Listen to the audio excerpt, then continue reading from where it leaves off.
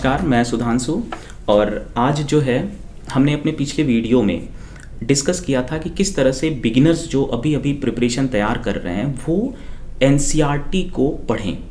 NCERT को पढ़ें। पहली बार आपको नोट्स बनाने की ज़रूरत नहीं है, आप दूसरी बार जब आप उसको पढ़ रहे होंगे तब आप उसके नोट्स बना सकते हैं। नोट्स कैसे बनाएं ये बिल्कुल ही एक अलग टॉपिक है जिसके बारे में हम लोग अब आने वाले वीडियोस में डिस्कस करेंगे। आज की बात हम करेंगे कि एक बार आपने एनसीईआरटी पढ़ लिया, अब आपको बेसिक अंडरस्टैंडिंग है ना, कि जो भी यूपीएससी के सिलेबस के मेजर सब्जेक्ट्स हैं उसमें क्या पढ़ना है, किन चीज़ों के बारे में जानना है। इसके बाद हमारा स्टार्ट होता है कि ज़्यादातर स्टूडेंट, खास करके जो अभी 2023 का एग्ज़ाम देने वाले हैं, उन लोगों ने, मुझे उम्मीद है कि उन लोगों ने अपना ये फेज ज़रूर कंप्लीट कर लिया होगा कि जो एनसीईआरटी बेस्ड जो बेसिक स्टडी है, बेसिक रीडिंग है, उसको पूरा करने के बाद अब क्या करें, एनसीईआरटी के बाद क्या करें। तो एनसीईआरटी के बाद आपको ध्यान रखना है कि एनसीईआरटी करने के बाद कुछ टेस्ट अटेम्प्ट करिए और यूपीएससी की प्रीवियस ईयर क्वेश्चन बनाइए। बहुत सारे क्वेश्चन आपसे नहीं बनेंगे, है ना, बहुत सारे बनेंगे, बहुत सारे नहीं बनेंगे, घबराना नहीं है, क्योंकि जो क्वेश्चन बनेंगे वो आपको ज़रूर कॉन्फिडेंस देगा कि आपने कुछ पढ़ करके क्वेश्चन आप बना पा रहे हो, और जो क्वेश्चन नहीं बनेंगे वो आपको आगे का रास्ता बताएगा कि अब क्या करना है। तो अगर आपने एक सब्जेक्ट पढ़ा, पॉलिटी पढ़ा, आपको एटलीस्ट ये तो पता हो जाएगा कि इस पॉलिटी में क्या क्या पढ़ना है ना, कॉन्स्टिट्यूशन में हमें क्या क्या सीखने होते हैं।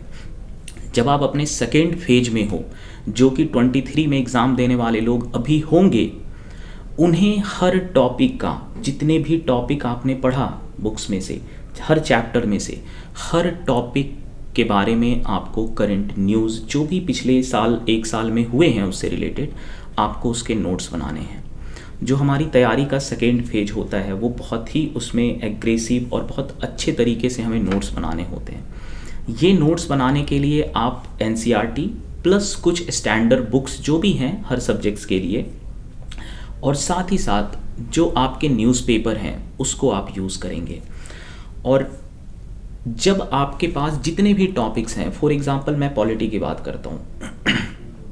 पॉलिटी में जब आप पढ़ोगे, एनसीईआरटी की ही किताब है इंडियन कॉन्स्टिट्यूशन एट वर्क, उस बुक में भी आपको एक कॉन्स्टिट्यूशन का इंट्रोडक्शन होगा, फंडामेंटल राइट के बारे में होगा, है ना, हमारी जो पार्लियामेंट्री सिस्टम है उसके बारे में आप पढ़ते हो, तो आपको एक बेसिक नॉलेज है। अब आपको उस पर फर्दर कंटेंट अपेंड करना है, जोड़ना है, आपको अपने नोट्स में इन सारे कंटेंट को जोड़ना है।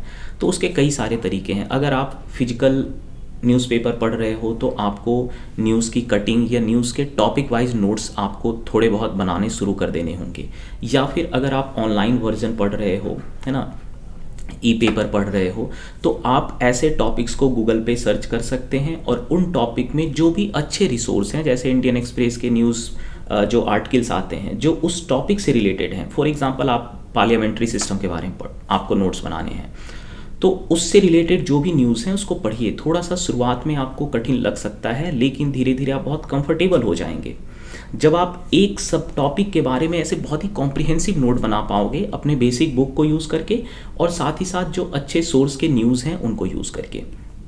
और आपके अगर एक धीरे धीरे करके आप देखोगे कि अगले 3, 4, 5 महीने में आपके पास जितने भी यूपीएससी के एग्ज़ाम में क्वेश्चन आए हुए हैं, चूँकि आप प्रीवियस ईयर क्वेश्चन को भी कर रहे हो फर्स्ट फेज कंप्लीट होने के बाद, तो आप अवेयर होगे कि किस किस तरह के टॉपिक क्वेश्चन में आ रहे हैं और किस किस तरह के टॉपिक आपके बुक्स में दिए हुए हैं। दोनों को मर्ज करिए, है ना, और फिर इन सारे टॉपिक्स पे नोट्स बनाइए, उस नोट्स को रिवाइज करिए। जब आपका तीसरा फेज प्रिपरेशन का स्टार्ट होगा, जो काफ़ी ज़्यादा, जिसमें आपको प्रैक्टिस करने हैं क्वेश्चन के, उस फेज में जो आपने नोट्स बनाया है वही आपका सबसे ज़्यादा काम आएगा, है ना। जब हम प्रैक्टिस करते हैं क्वेश्चन की तो सबसे महत्वपूर्ण है कि आपके पास कुछ होना चाहिए। एक बार पढ़ के कोई याद नहीं रख सकता चीज़ों को, बहुत सारी चीज़ें बार बार पढ़ के समझ में आती है। पहली बार आप पढ़ो, आपको लगा कि अरे समझ में नहीं आया, बहुत सारे स्टूडेंट छोड़ देते हैं कुछ कुछ टॉपिक्स को। अक्सर आप सुनोगे कई लोगों को कि प्रीलिम्स में मिडाइवल के क्वेश्चन ऐसे आते हैं हिस्ट्री में जो बहुत मुश्किल से बनते हैं, तो लोग कहते हैं कि मैंने उसको स्किप कर दिया। तो मैं ये कहना चाह रहा हूँ कि आप स्किप पहले से दिमाग में मत बनाइए। कोई अगर स्किप किया तो आपको करने की ज़रूरत है नहीं।